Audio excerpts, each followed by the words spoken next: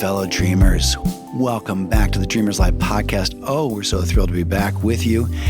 We're going to do a very special podcast. It's the first one of the season, and we're going to tell you way too much information about our vacation. And then we're going to talk about hope and a reason for hope, and how hope is part of the universal human experience, and what you can do to nurture that and give yourself more hope. And it's a really great conversation, and I promise if you listen all the way through, you will feel better when this conversation is over. So let's get started. This podcast is a presentation of Pioneer Dream, celebrating 30 years of moving stories for our corporate, nonprofit, and entertainment partners. Dreamers, welcome to the first podcast of 2026. That space age date, way out in the future that is finally here. Why does that sound weirder than 2025? I don't know. It just feels like it's a sci-fi book movie getting ready to happen, kind of thing. Or like an episode of The Jetsons. Something, it's in weird, in the year 2026. In fact, we were watching something the other night, and somebody said something about 26. It was a movie set back in time. They said, well, back in 26. And I was like, oh, my Lord, we're at 2026. Yeah, right. It's weird. It is crazy. Well, but hello. Welcome. And also, hi, Anjanette. How are you? I'm good. I jumped the gun on my intro. I apologize. Also, things that are weird, just being in this space. We have not done a podcast in a week or two. I think probably 2 weeks. Yeah. And so in that time, I secured the lair. Yes. And closed it down like a sacred space, wanting to keep it safe from anything that might happen in the off season. In the pod studio, as they say. The lair has been sleeping, and so it's just a short insight into our lives, friends.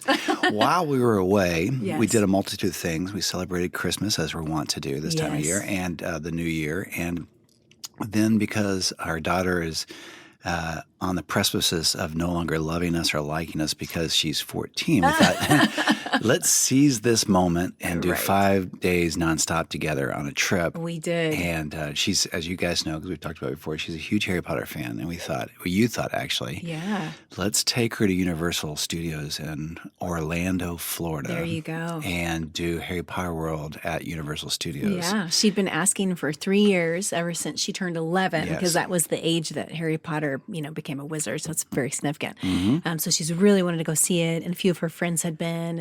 And I said, this may be the last little kid thing she ever asked us for, So we saved up, and I thought it was actually pretty cool. Well, just as confession, full transparency, I don't like theme parks. You are not. It's and not I your don't jam. like amusement parks even more. Right.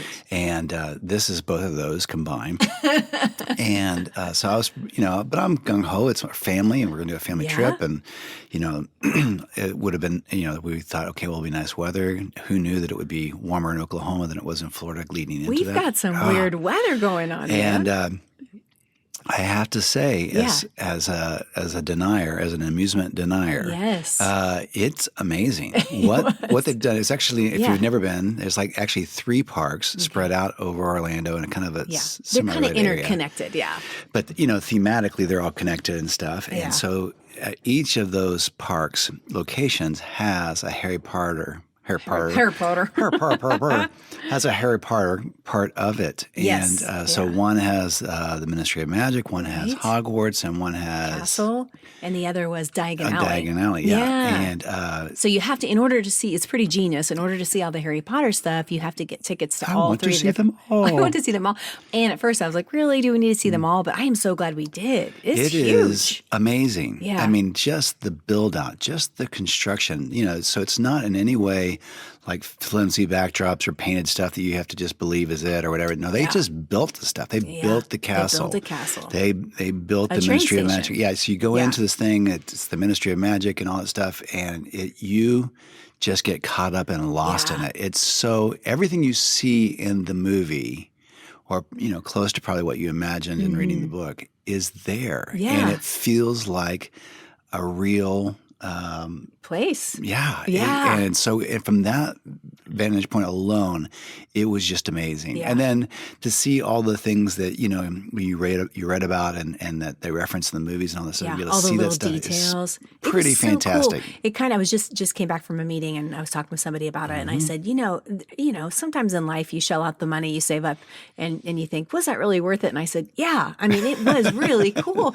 And the creativity of the things that people have designed and built and the detail is unbelievable. It kind of reminds me of going to Las Vegas, in that the first time you go, you don't want to stand there and be like, golly, this is cool. But it really was like that. It's like Vegas for Harry Potter fans. It was on the verge of being overwhelming at times. Yeah. Like there's just all the so much to stimulus see and sound. And so much to happen. And so we traveled there early one morning. Yeah.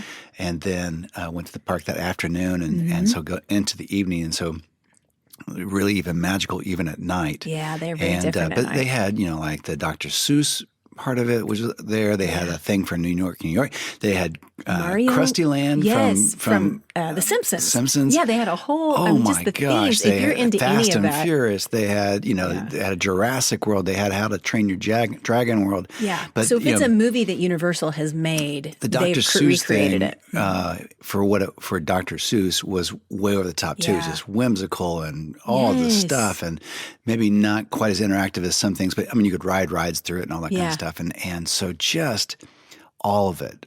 Just from the design standpoint and the music standpoint. And for us, it was kind of fun. We've done a trip like this for the last 3 years, right after Christmas. Yeah. And it's special for us because, most people have a busy season going into Christmas. And so when we take a trip, literally usually the day after Christmas or 2 days after, it's for us where we're going ends up being still in Christmas. Yeah. So Chicago or Vegas or in this case Universal. So they're pumping the Christmas jams. Yeah. So it kind of extends it, and it's been garland everywhere and bulbs everywhere. And so for us, it's like, oh, this is Christmas, but on a greatly slowed down scale now. Exactly. Like we're not having to plan the events, and we're no not one's hosting buying the parties. gifts, no one's giving gifts, no one's going anywhere. And it's been a really good time for us to kind of reconnect as a little family unit. So I thought this one was fun. Another thing I liked about it, and by the way, we're not getting paid for endorsements here or anything. It's just, I kind of liked another it. sponsor for the podcast. Yeah. I was talking to another, Universal. I don't know. We don't need them. Yeah. But I was talking to another mom, and I said, part of what I liked about it is that we kind of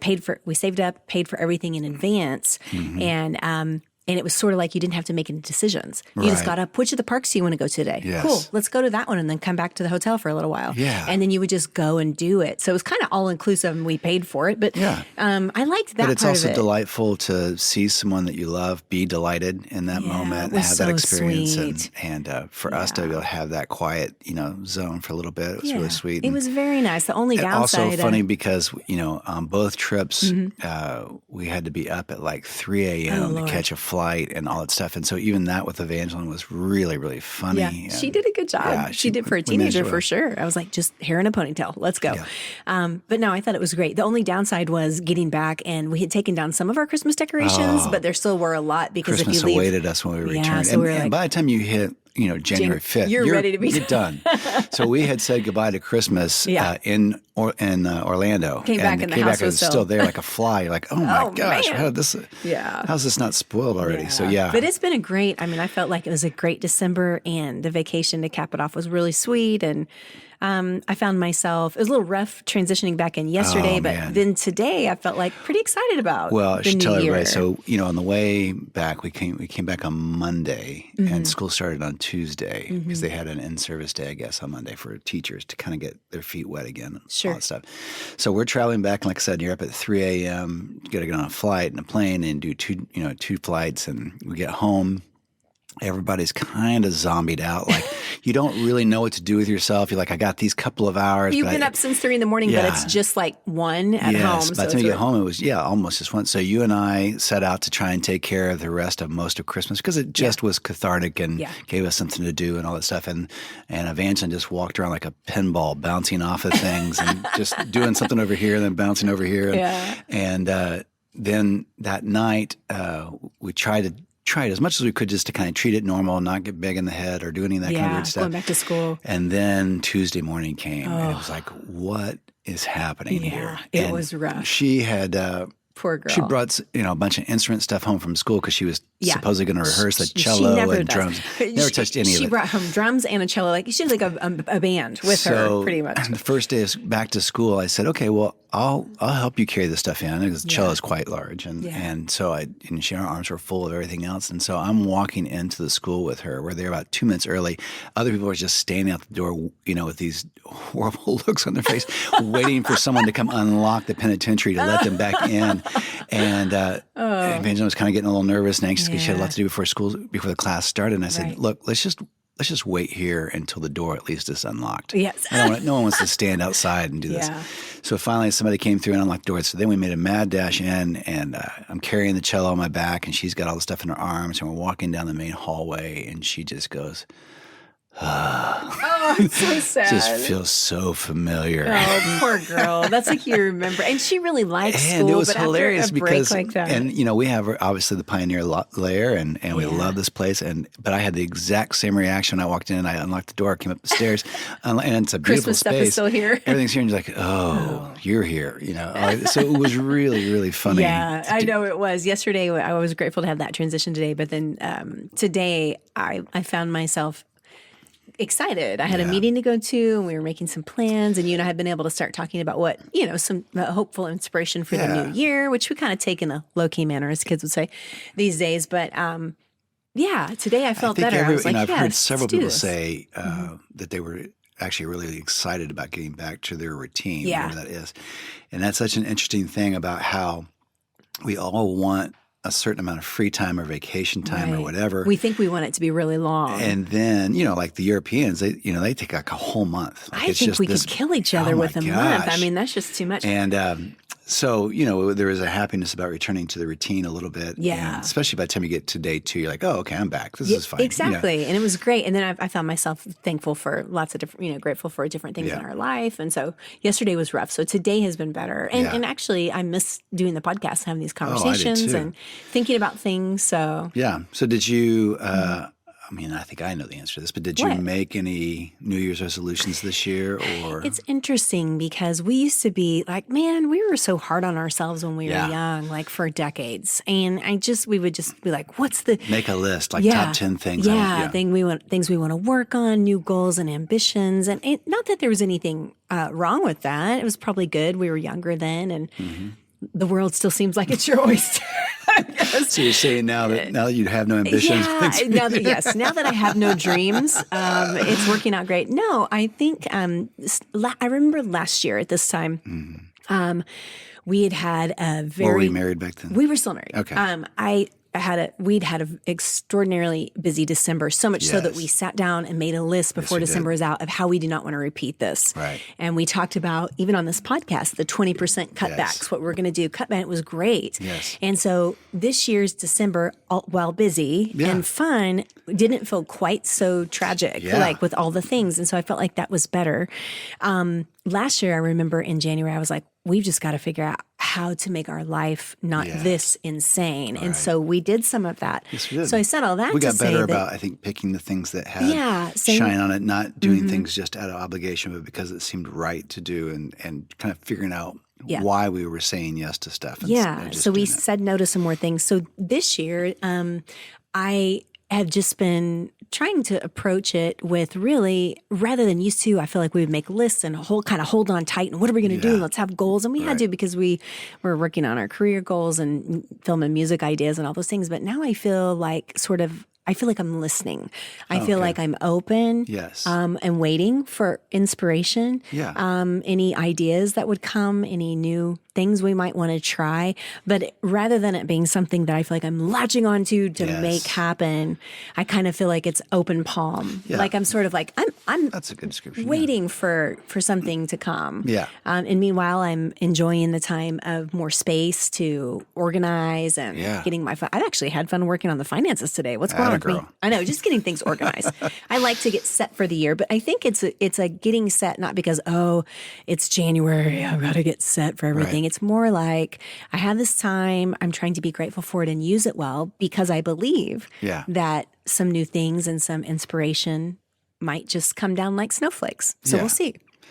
That was a long answer to your question. No, and do you? It's great. No, I feel like I'm in a similar place. I feel like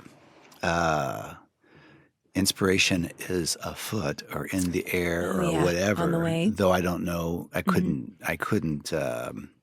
You don't have any inklings. Draw that out or tell you specifics or give any details or give you anything. But I feel a little bit like you. Like I feel like, okay, well, I'm just actively listening. I feel like I'm putting my antenna up and saying, it feels like there's this kind of kinetic energy in the atmosphere for good things, positive things, inspirational things. Yeah. And I feel like we're, for lack of a better description, on the precipice of stuff, in the waiting. But I can't tell you what any of those things are. Yeah. It just feels, in a sense, hopeful, which I find ironic because there's, for me, and I was writing about this today for this column, that on one sense, the world's falling apart still. The world is falling apart. And that's getting worse. There's this sense of me, there's this half of me on a larger humanity scale that has the sense of despair or the sense of fatigue or the sense of frustration or even I don't really even know what the right word is, but it's just this heaviness about where we are. It's sort of the weight of the world. Yeah. You sense and all that is just there. And so I've really been struggling with that, even though I am not personally impacted by anything that's happening in any of those scenarios. And so as one part of me, as the part that belongs to this greater human race, there's this thing of me going, oh my gosh, can this keep going like this, And I was joking about this picture in my column about, there's this place where if you take like a long road trip and then within the road trip, sometimes interstate sign will pop up and it'll say, next rest stop 1 million miles away. And you're like, oh my God, 1 million, what happens? We'll never make and it. Then you think to yourself, you weren't even thinking about going to the bathroom. You didn't even need to go to the bathroom. There was no concern about it. But suddenly knowing that the rest stop is now 1 million miles away, you become strikingly aware of your bowels. So and you're like, oh, I feel like I feel like there's something bubbling down here. I feel like there's something that will be in need, and it will be in need in less than 1 million miles. That's disgusting. And I did not expect you to say the word bowels today on the But the point is, like, it's just the very understanding that the rest stop is that far away. Suddenly there's a concern, like, what if I don't make that? What if I get in a need? What if this small need now becomes a big need here soon. And I think in life, there's kind of that thing like where we've been in a place for a while. We keep thinking, when is the rest stop coming? When do we turn the corner for better times? When does good stuff happen? When does happiness happen? When does joy happen? When do we take this collective turn and at least change the radio station and stretch our legs and make sure that we're on the right road in the first place, And so there's that part of it. But then on this personal level, there's this other sense of hope. There's this personal sense that, I don't know, that there's inspiration and creativity out there. Good things are happening out there that we are a part of. And while I can't quantify it or qualify it in any way, it just feels like it's there. Yeah. And I think, oh, okay, good. I'm just going to try and, like you said, I want to do it open palmed. I don't want to be scraping or scratching or manipulating or making something up. What can we do this year? Yeah. What can we do? So it's the opposite of where we were, when we were younger, because I think now we have the wisdom and age to recognize seasons and say, oh, okay, it doesn't come that way. You know, it doesn't come with your stressed out wanting and demanding and all that kind of stuff. It comes more with an active listening and an active, oh, here it is now. As your dad would say, in baseball, you got to let the game come to you, and so I find that's where I am on that stuff. Yeah, that's interesting because we haven't had time to talk about any of that, but that's what I feel like I kind of used to in former days when I was younger and things would get quiet. I would get tempted to make some stuff up. Right. Like, well, let's do this or let's do that because for my personality type, boredom is the enemy. Yes. And I don't have a real easy time resting. And so I have to challenge myself to do that so I can just keep the plate spinning all the time. Yeah. But I have learned now, I feel like I'm making a little bit of progress on this, that especially like January is an opportunity. It's one of the few quiet times of the year. And it's really only about 3 weeks, 2 or 3 weeks that, you know, people kind of are still. Well, because then you're on the verge of Groundhog Day. Well, it is my And favorite holiday. You have to get everything ready for Groundhog Day. Well, I've got a lot of prep to do. It's February 2nd. Did you know it's on a Monday this year? I know. I know. I was like, what? The calendar Groundhog gods Day on a messed that Monday? thing up, yeah. I know. So It anyway. starts to feel like maybe they should just announce it as Groundhog Day should just be the last Friday of January or But something. no, you can't do that. It's a traditionalist holiday. February 2nd. That's Yeah, the but day. people get all partied out on Groundhog Day, and then they gotta go back to, you Then can't do that on Monday. Then they're like hungover for Valentine's. They've had all their, groundnog and all that kind of Oh stuff. my God. You just invented that. Please write that down. We are having groundnog. That is so great. You just I said don't even know. groundnog. I don't even know what you put in groundnog. It's surely a bourbon, I'm we sure. will figure it out. Some Carl- syrup, maybe for Carl can help us. Oh, Yeah. we're having groundnog.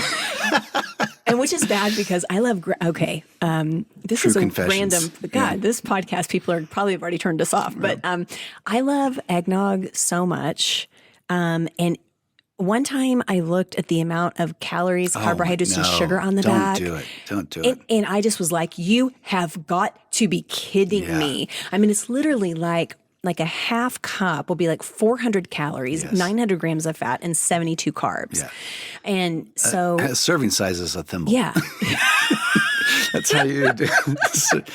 But so I have this new rule once I found that out that I do not allow myself to buy eggnog. First off, I can only get the small, not even Right. the half gallon. Yeah, It's a the quarter liter or something gallon. like that, yeah. And I can only purchase it for Christmas Eve and Christmas Day. And that's it. But groundnog, Yeah. then Yeah. you've had time to get the Christmas weight off. You could, I feel it coming Yeah, on. we'll I'm find pumped. out. I don't know where I was headed with that, except to say that I'm going back now. Yes. Now I feel like in the quieter times, I can have a sense of preparing, Yeah. creating space, getting things in order, Yeah. and enjoying that quiet, making room to hear inspiration, making Yeah. room for new ideas, and just enjoy being. And I feel like for like I'm, my confessional as an overbusy type person Yes. that I'm doing better with that. And I feel like instead of it just being like, I don't have anything going on, it's like, no, I'm creating some space to see what this Yes. year might hold. So it's Well, good. the whole concept of New Year and New Year's Day and Mm-hmm. resolutions and all that stuff is so interesting to me because there's something about the blank canvas, Mm-hmm. the turning the corner, the new start, the whole thing that I think is just part of our DNA as Yeah. humans. Hope is somehow sewn into our souls. It is. It's like if you have to look at the ingredients of a person's soul, it would be like one part hope, one part this, one part that, one part that. But it would be one of the essential ingredients. Yeah. Now, it's not that people can't lose hope, because we do, or that we can't fall into despair or any of those things. But from the starting place, hope is such a part of who we are. Yeah.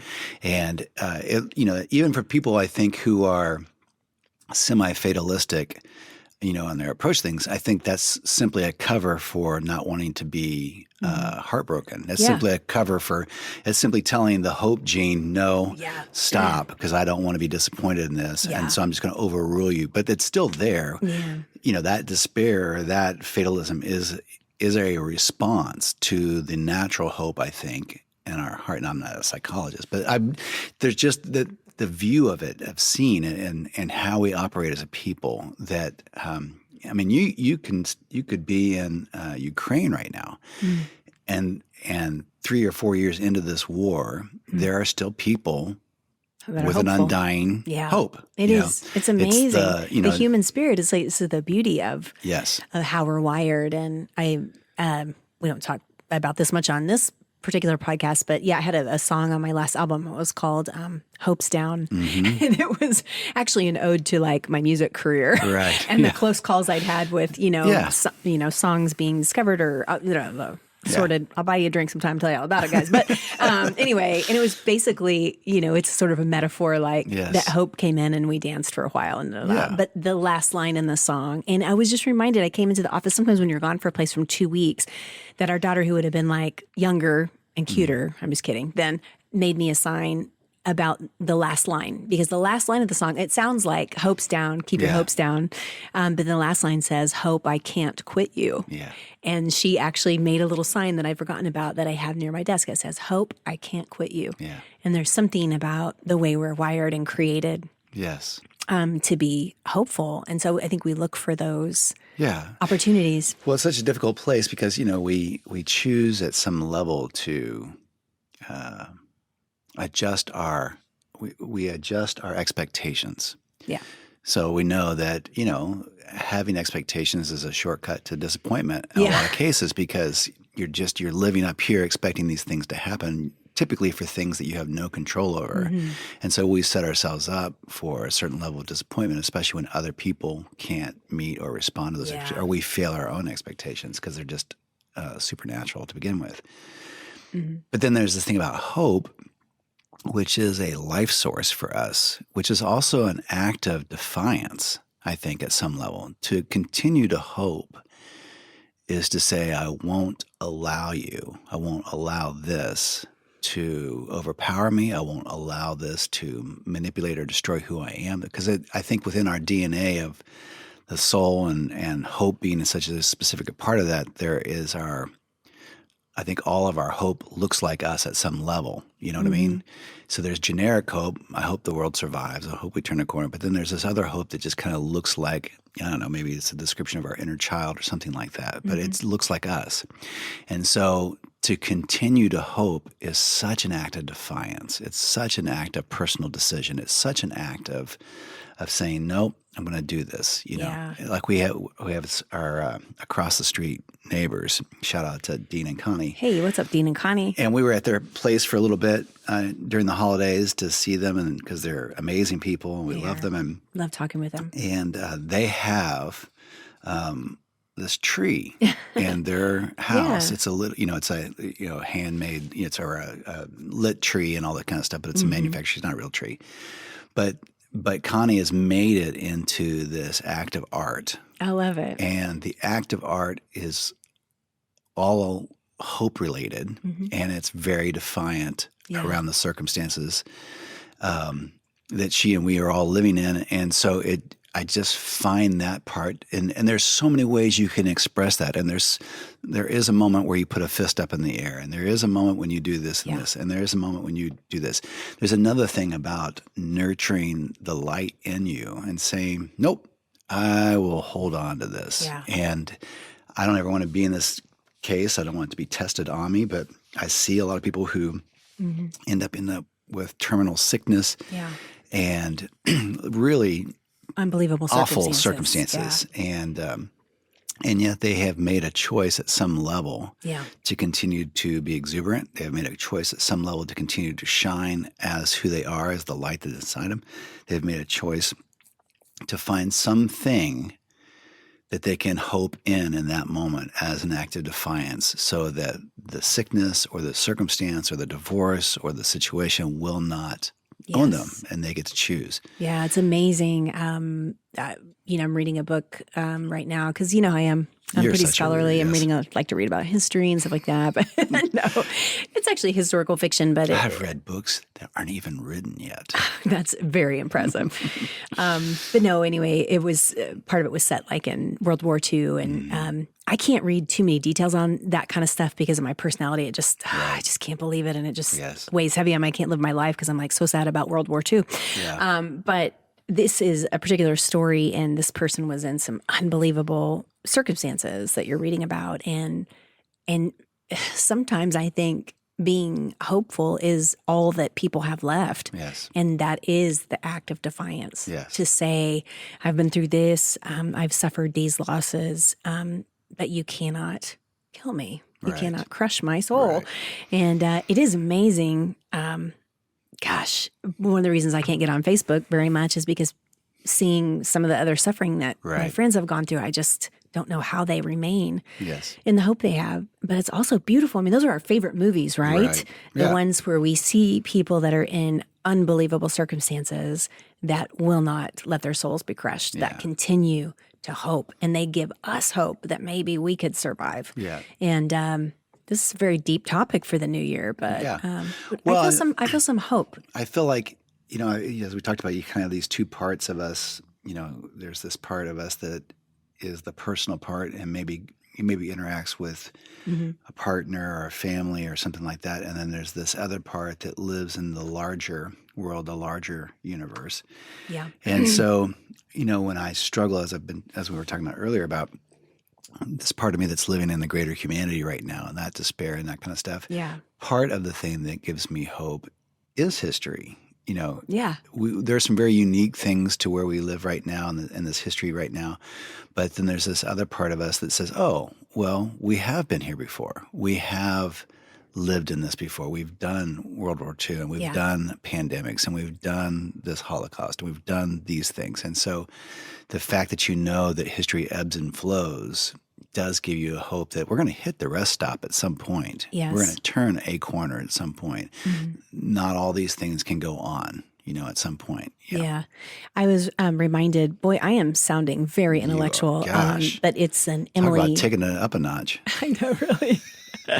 It's an Emily Dickinson poem. And actually it was really sweet. One time I was singing somewhere, and it's a friend of ours that's a writer, a playwright, actually. And he just set this note on my music stand. And it says, this is Emily Dickinson. She says, "Hope is the thing with feathers that perches in the soul and sings the tune without the words and never stops at all." Just set that verse on and he said, "You remind me of this." And it was so sweet. It says, "And sweetest in the gale is heard, and sore must be the storm that could abash the little bird that kept so many warm." Isn't that beautiful? But it is. There's something about it that perches. I love that metaphor. Like if we're a tree, it just perches there and it stays, So anyway. It's invigorating. I mean, the moment it hope somehow, when you encounter hope, when you make the decision to remain in hope, it takes a thing that seems like you have no power or no future or no whatever, and suddenly you feel invigorated. Yeah. You think, oh, okay.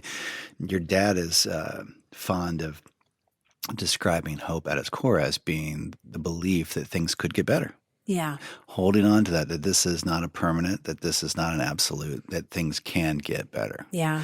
And then somewhere in the line, you on occasion will say, oh, you know what? This is something I could do to help things be better. Yeah. Oh, I can see now this is something I could let go of. And then it's weighing me down. It's burdening me. Yeah. And if I let that go, I become better. I become more buoyant. Well, and here's something that's interesting when we talk about, we're the state of the world right now is very much in flux. But what's so interesting about life is that there are people, like if we looked at our friend group or people in Dreamers or our surrounded community, there are people right now that are going through really, really tough times. Yes. And there are people right now that are doing okay. Yeah. And I think, what to do when that hope isn't coming. Yeah. I think that's part of the reason that we talk about community so much and not isolating, because if you're not feeling hopeful right now, good listeners, go be around some people that maybe are. Yeah.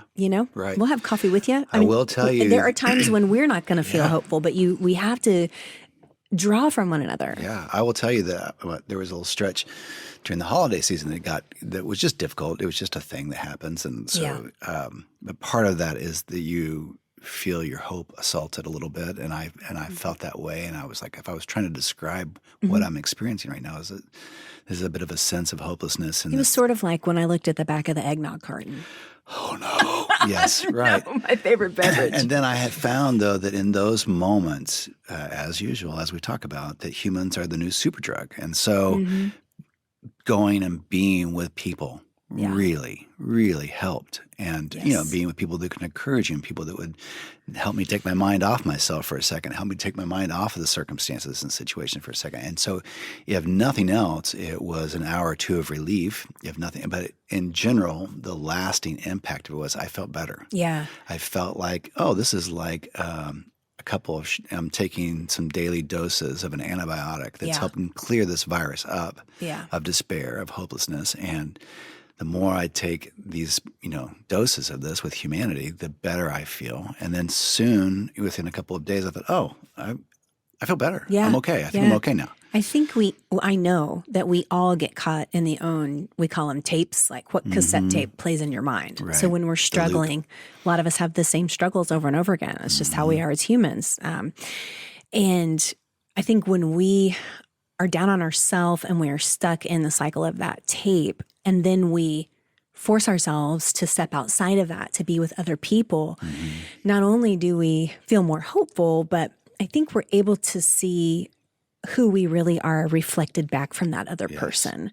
So if I'm feeling horrible about myself and these particular failures that I have, but I go out to coffee with someone or I see someone else, and they don't see me the way that I'm seeing myself in my mind. They see me the way that I probably really am with most people, which is, kind and hopeful, I hope. Yeah.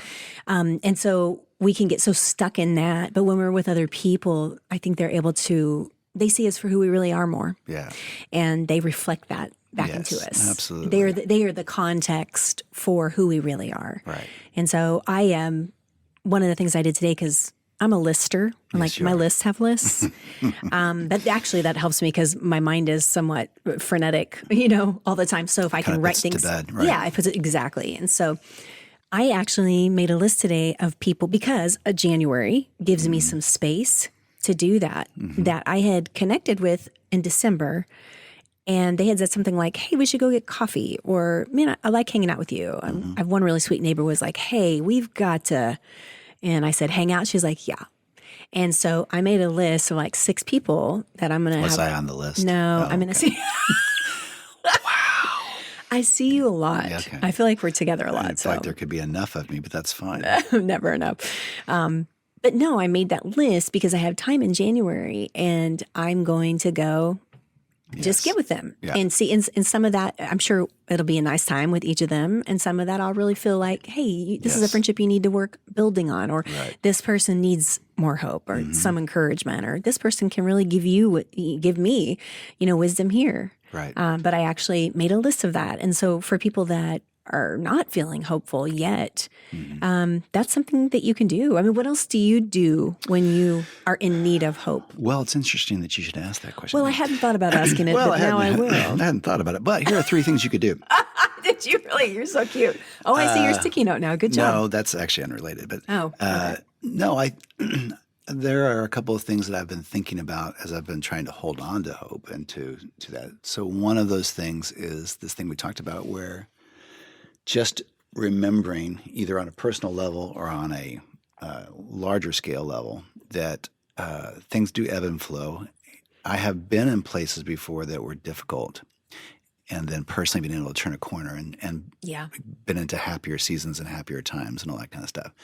So knowing that where I am right now is not necessarily where I'll be the rest of my life or forever, that this is a difficult spot here or there, or that where we are as humanity is where we are right now, but that doesn't mean things can't change or won't change, that things won't transition, that we won't turn a corner. So throughout the history, there's been ebbs and flows. There's been waves that come in and the waves that go out. And so knowing that, I can say, oh, okay, this is not forever. This is difficult, but good things can happen. Seasons can change and that kind of stuff. Yeah. The second thing is like you were talking about, which is so true, which is being with other people. So in the midst of that, I didn't put this on you to fix it or anything like that or try and bring you down. But during the holidays, when I had a rough couple of days there, and I just was honest with you. I said, "This is what I'm experiencing, and this is what that feels like, and this is why I think it's happening." And you were also good to say. A lot of times when people are struggling, we assume that they're upset with us. Right. Yeah. If you don't say that, I would have thought, well, he's just mad at me or whatever. Yeah. And you might have been. So being able to be honest with you as somebody who's great, but then also being around other people and even being able to help other people. So that, again, I was taking my eyes off myself. I was helping somebody else. I was aware of what was going on for them. I was intentional about some of that stuff. That was really fantastic. Yeah. And so being with people has been really fantastic. And then, I get tired of us having to talk about this or me talking about it, but I'll let you know if it's tiring. But this thing about gratitude, the idea of waking up and thinking, okay, as we've been joking about, your sister came up with this thing or found this thing somewhere about the first 9 minutes or 9 things in the first 2 minutes of your day or whatever. I don't know what it was. But it was tough. But it was like, as I'm still laying in bed. Thinking of. Before I go anywhere, before I get out, before I do anything, I'm thinking, okay, I'm in this amazing house, this amazing warm bed. It's cold outside, but I'm here, and I'm in a family that loves me and that I love back. Yeah. And then I can think about probably 3 or 4 things from the day before that I'm thinking, oh my gosh, I'm so grateful that this happened. I'm so thankful that happened. That's really wonderful, this, and this. And so the idea of being conscious and aware and intentional about gratitude reminds me that good things are happening all the time. Yes. And that helps regenerate and renew hope. Yeah. Oh, okay, this, and this. And so it's like fuel for hope. Yeah. And then again, it becomes this, it becomes a positive act. It becomes an act of growth, and it becomes an act of defiance. And it also says I have a certain level of control about my personal life. I can't control global politics. I can't control national politics or even city politics. But I can control these things in my life as much as I want to. And so being really intentional about gratitude and recognizing that is, and so when good things happen, like on the spot, I'll think, oh yeah, super cool. Yeah. And then getting better about announcing those things and out. saying it out loud. No, it's great. So, like on our trip, when we were at Universal, not just thinking, wow, this is great weather today, this is gorgeous, whatever. I just saying, man, this is amazing weather. This is fantastic. This is so cool. It's oh my gosh, degrees. Did you see this, and this? Oh, doesn't this, isn't this a fantastic, and just announcing things. Yeah. As a recovering undercommunicator, it's really, really important to vocalize those things and to vocalize the good of what's happening. It is. I can vocalize the bad all the time, but and we joke about getting tired of having to talk about gratitude, but the truth is, it's like exercise. Yes. So you can't. If you want to be healthy, hopefully, and keep your mobility and maybe prevent some future health problems, et cetera. Right. Because it's not about looking hot, because that doesn't work for me. But thanks, babe.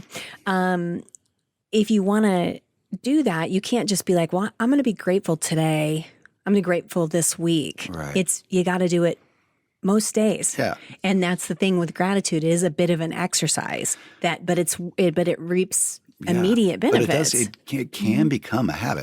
It doesn't rise. Like on this thing that your sister was talking about with the 9 things, I think it's the 9 minutes, but I called it 9 things. And so I set in my toiletry drawer, I guess, where my toothbrush and toothpaste and all that stuff are. Yeah. You kind of need to straighten that, by the way, New Year's goal.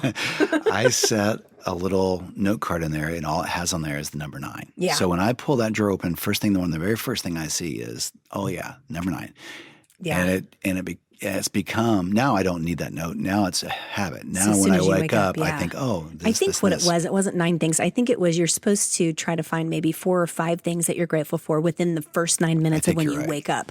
Because but I'm an overachiever, so I went from 9 to 9. So. I'm like, 9 things is a lot, but no, it's good.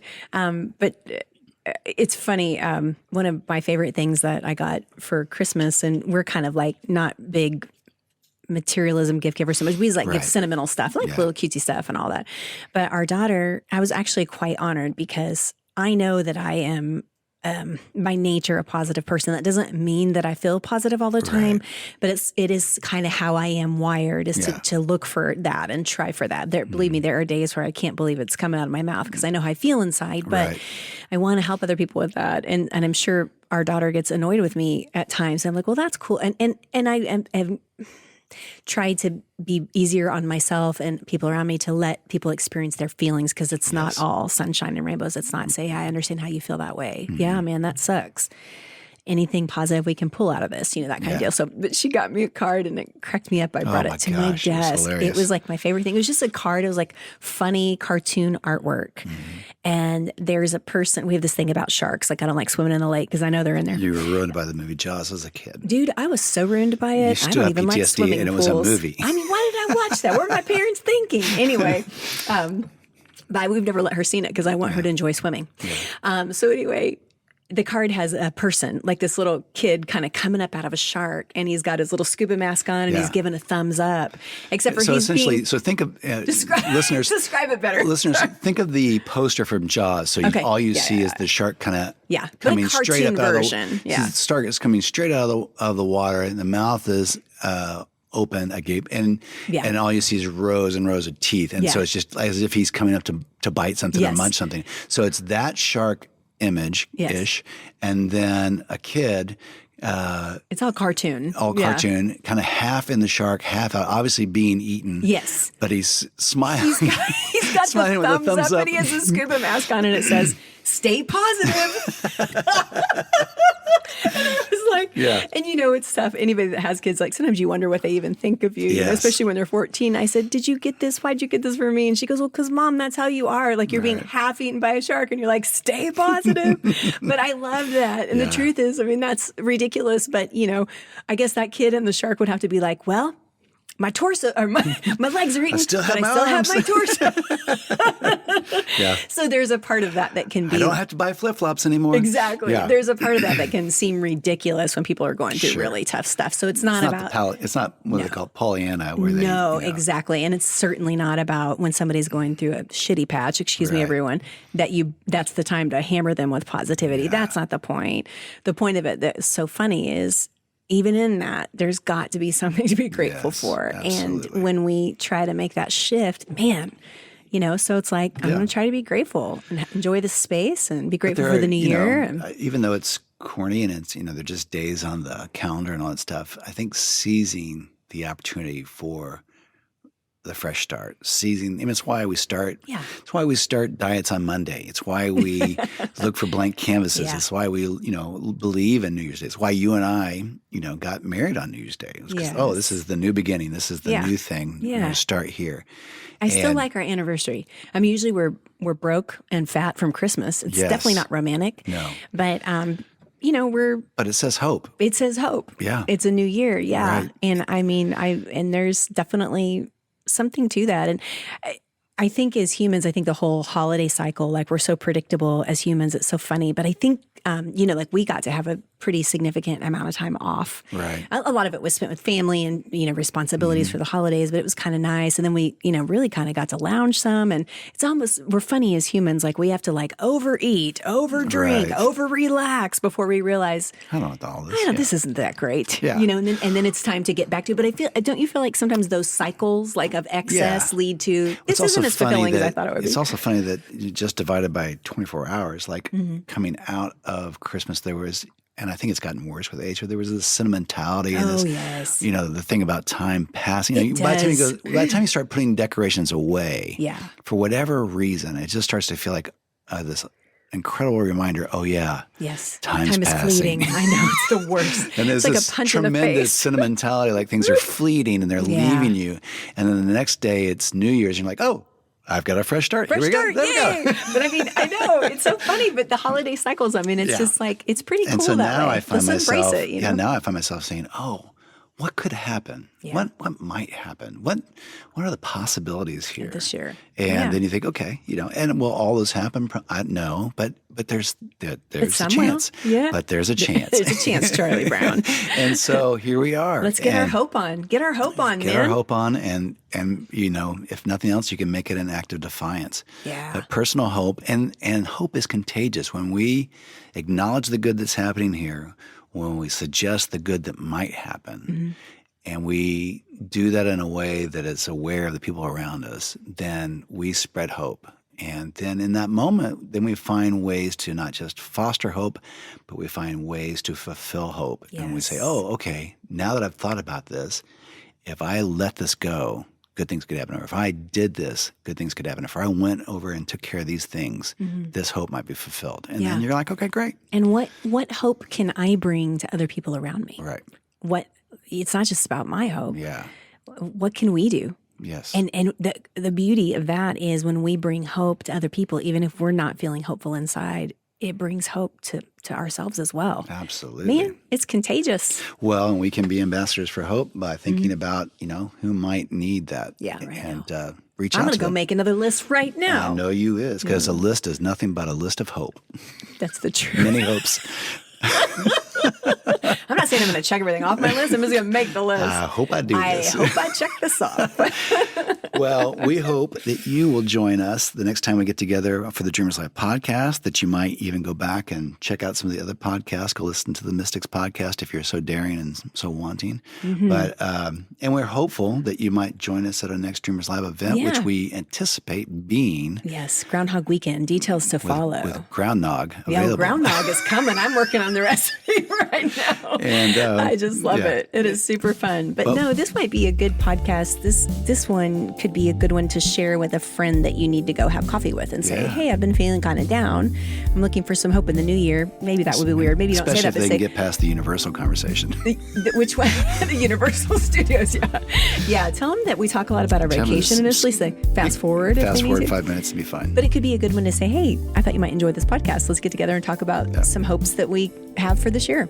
It would be a good way to get that rolling. And meanwhile, we hope to see you soon. Yes, we do. Thanks, see you friends. guys. Peace out.